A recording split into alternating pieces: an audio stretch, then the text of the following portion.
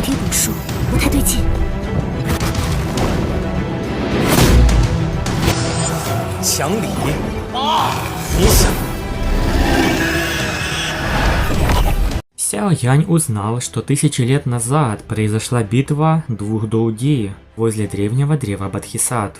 То, что здесь случилось, изменило сущность дерева. Древнее древо Бодхисаттвы существовало с доисторических времен. Сяо Янь был удивлен тем, что несмотря на бесчисленные годы существования, оно не развивалось и не сформировало собственный интеллект. Возможно, это произошло потому, что оно существовало слишком долго. Независимо от причины, это древнее древо Бодхи было не совсем разумным. Оно было подобно духовному объекту, могло защищаться или отвечать в ответ. То, что Сяо Янь увидел, произошло в чрезвычайно далекие времена.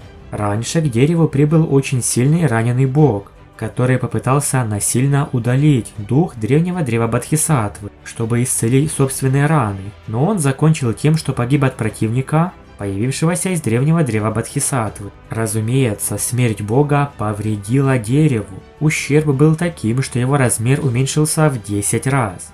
Несмотря на то, что древнее древо Бодхисаттвы заплатило тяжелую цену, оно, как оказалось, не полностью устранило побежденного бога, потому что некоторые негативные эмоции бога собрались вместе и вторглись в древнее древо Бодхисаттвы. Эти так называемые негативные эмоции постепенно сливались с деревом Бодхи в течение бесчисленного количества лет, смутно направляя простой дух древнего дерева, склоняя к темной и холодной стороне. Другими словами, в течение длительного периода времени древнее дерево Бодхисаттвы постепенно разрушалось негативными эмоциями бога и в конечном итоге стало злым. Из-за этого зла и была создана эта иллюзия. Неизвестно, сколько бесчисленных экспертов потеряли себя в этих иллюзиях. Если бы семя Бодхисаттвы у Сяо Яня не испугалось знакомой ауры и не пробудило дух, зарытый глубоко внутри древнего дерева, Сяо Янь не достиг бы этого места. Если описать нынешнее дерево Бодхисаттвы простыми словами, то можно сказать, что оно попросту обладало двумя разделенными душами.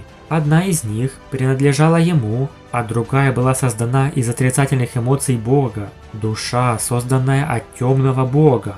Сяо Янь догадался, зачем дерево все это поведало. Он спросил: «Ты хочешь попросить меня, чтобы я помог тебе в изгнании этого злого духа?» Дерево закачалось, услышав слова Сяо Яня, будто оно кивало. Но как Сяо Янь мог удалить эмоции настоящего эксперта уровня Доуди?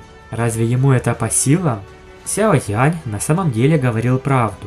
Отрицательные эмоции бога даже сумели перевести на путь зла что-то столь же сильное, как древнее древо Бодхисаттвы. Что он мог сделать своими силами, когда только недавно достиг 9-й звезды почтенного воина?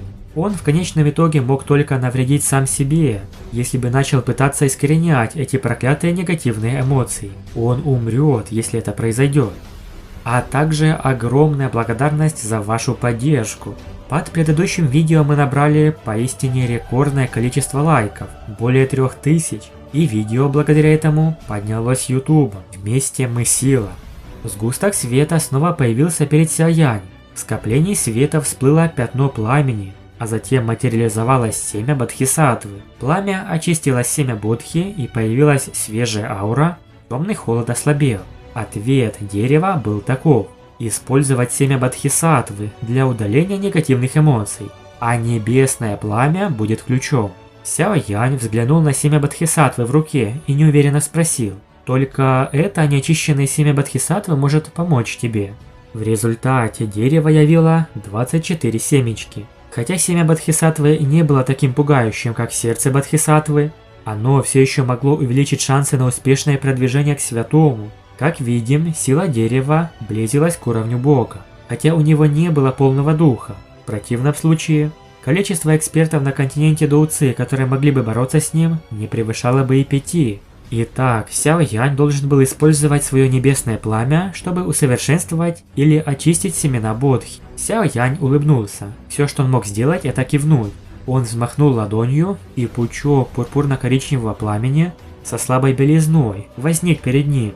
Он беспорядочно схватил семя Бодхисаттвы рукой и бросил его в пламя. Внутри семени Бодхисаттвы содержалась чрезвычайно мощная энергия. Даже с помощью небесного пламени его было очень трудно подготовить. Очищение продолжалось несколько часов. Только тогда семя Бодхисаттвы превратилось в кристально чистую жидкость. Этот пучок освежающего воздуха проник в тело древнего дерева. Вскоре слабый черный пар просочился наружу. Трудность, связанная с очищением семени древнего дерева Бодхисаттвы, значительно превзошла ожидания. Даже с нынешними способностями Сяо Яня, доуци в его теле не хватало для продолжения процесса.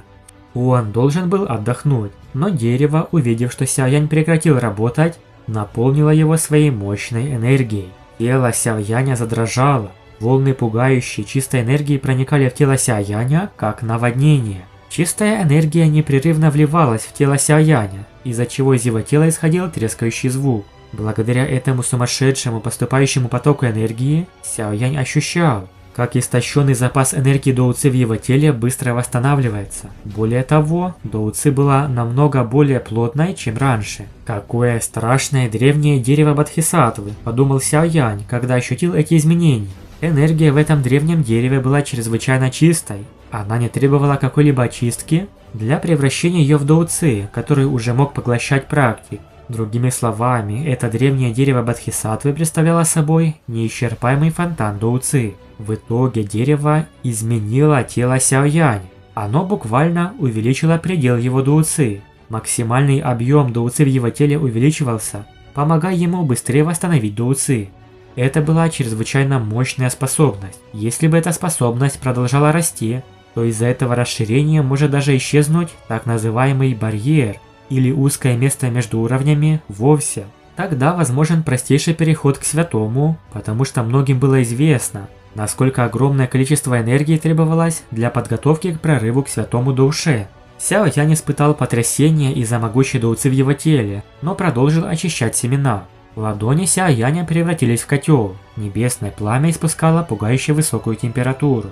Древнее дерево Бодхисаттвы помогало ему восстанавливать доуци 28 раз. Первая партия семян Бодхисаттвы уже была полностью очищена, но эти древние семена не полностью вывели негативные эмоции Бога в древнем дереве. Тем не менее, Сяо Янь также добился относительно больших успехов во время переработки такого большого количества семян. Количество доуци в его теле уже стало во много раз больше, чем раньше. Процесс продолжался. Сяо Янь не отдыхал. Он брал семя Бодхисаттвы и очищал его, направляя в древнее дерево. Так он очистил все семена. Из дерева медленно просачивалось черное море пара. После исчезновения этого черного пара вспыхнул зеленый свет, и множество ярких зеленых лучей вырвалось из тела дерева. Они распространялись вокруг и приводили к тому, что уже богатая жизненная сила стала плотнее. Оно полностью очистилось. Темный холод, который Сяо Янь ранее ощущал от него, наконец исчез. Нынешнее древнее дерево Бодхисаттвы излучало мирное, божественное и разумное таинственное ощущение. Одна из древних ветвей дерева, похожая на руку человека, двигалась в сторону головы Сяо Яня. Хорошо, значит отрицательные эмоции Бога полностью устранены. Сяо Янь улыбнулся.